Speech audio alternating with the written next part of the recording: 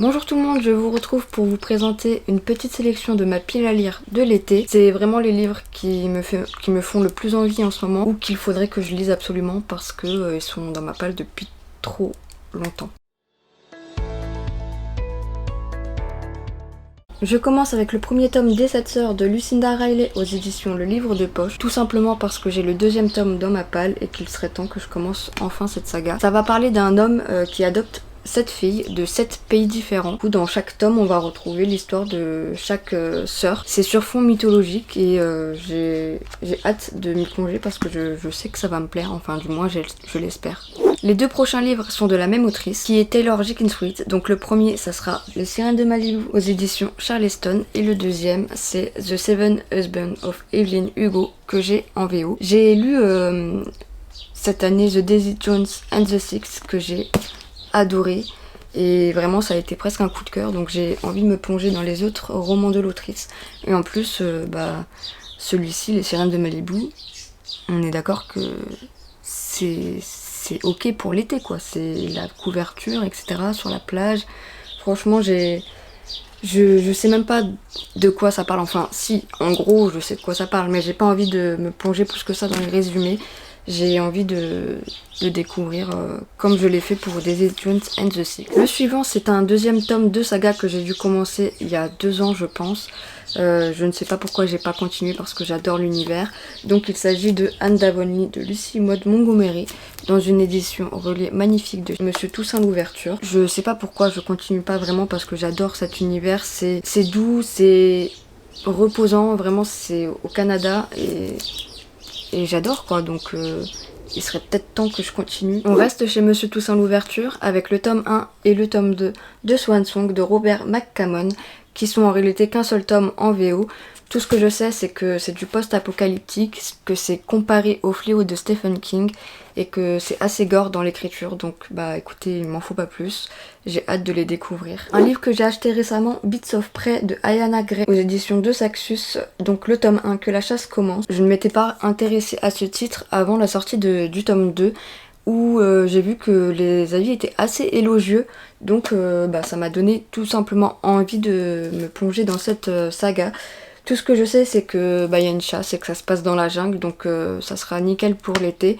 Et en plus, il me semble que ça se passe en Afrique et du coup il y a de la représentation. Hâte de m'y plonger, j'aimerais bien le lire sous peu parce que je l'ai acheté récemment, donc ça me ferait plaisir. Ce livre, je le mets absolument dans toutes mes palles, donc il serait peut-être temps que je le lise. Et il s'agit de La Maison au milieu de la mer céruléenne de T.J. Klune, toujours aux éditions de Saxus, toujours en édition reliée. Mes éditions reliées, je les déballe une fois que je les lis, donc c'est normal si vous en voyez qui sont encore emballés. Mais écoutez, je ne sais pas pourquoi je ne le lis pas. En plus, il est pas très long. The Court of Thorns and Roses, donc c'est le premier tome de la saga Akotar de Sarah J. Maas que j'ai en VO aux éditions Bloomsbury. J'ai un petit dilemme avec cette saga parce que j'aimerais la lire en VO, mais je ne sais pas si la VO est assez accessible en fait et que je ne sais pas si je vais tout comprendre.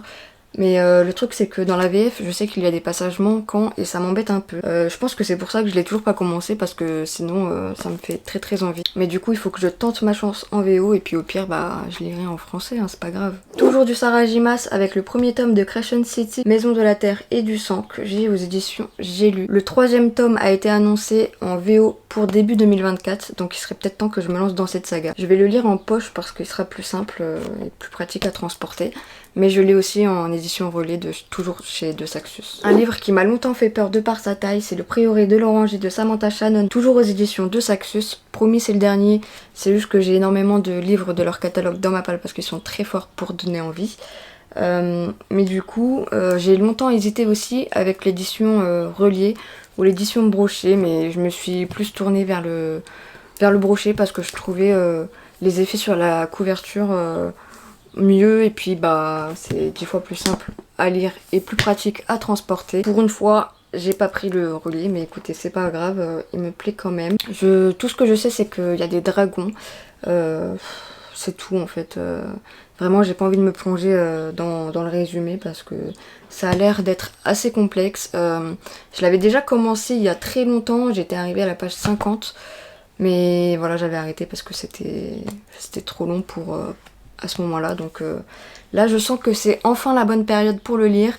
Je suis enfin prête, donc j'aimerais vraiment beaucoup le lire dans les prochains mois. On retourne vers du contemporain avec L'été où tout a fondu de Tiffany McDaniel aux éditions Gallmeister. J'ai lu Betty cette année et franchement ça a été un coup de cœur. Donc j'avais envie de me plonger dans son autre roman qui est en réalité son premier roman. Et en plus, bah, vu la couverture, c'est parfait pour l'été, vraiment avec la canicule en ce moment, ça sera nickel. Le lac de nulle part de Pete Fromm aux éditions Gallmeister que j'ai acheté le jour de sa sortie et que je n'ai toujours pas lu, donc c'est une honte. Il faut absolument que je le lise, surtout qu'il est sorti en poche, donc il faut que j'arrête de faire ça en fait. Ce que je sais c'est que ça va se passer en canoë sur les lacs du Canada, donc vraiment j'ai pas besoin d'en savoir plus. Je pense que ce livre sera parfait pour mes vacances en Auvergne, donc je l'embarquerai avec moi et j'espère enfin le lire cet été. Ne vous inquiétez pas, il n'en reste que 2 et du coup l'avant-dernier c'est L'Antre des Louves de Elodie Harper aux éditions Kalman Levy. On va retrouver Amara qui est une jeune grecque et qui va être réduite à l'esclavage et vendue suite à la mort de son père. Donc ça a l'air d'être un récit très dur et très féministe je pense, donc j'ai hâte de m'y plonger, surtout que je l'ai acheté récemment donc j'aimerais bien le lire sous peu. Et le dernier, c'est L'Empire des femmes de Cassandre Lambert aux éditions Didier Jeunesse. Tout ce que je sais, c'est qu'on va être dans un monde matriarcal et franchement, je n'avais pas besoin de plus. C'est une duologie en plus de ça, donc ça sera très rapide à lire et en plus c'est de la jeunesse, donc c'est écrit assez gros. Voilà, ça sera une petite lecture parfaite et rapide pour l'été, ça sera nickel. Cette vidéo est à présent terminée, j'espère qu'elle vous aura plu et qu'elle vous aura donné envie d'en lire certains. N'hésitez pas à me dire en commentaire s'il y en a que vous avez lu et ce que vous en avez pensé.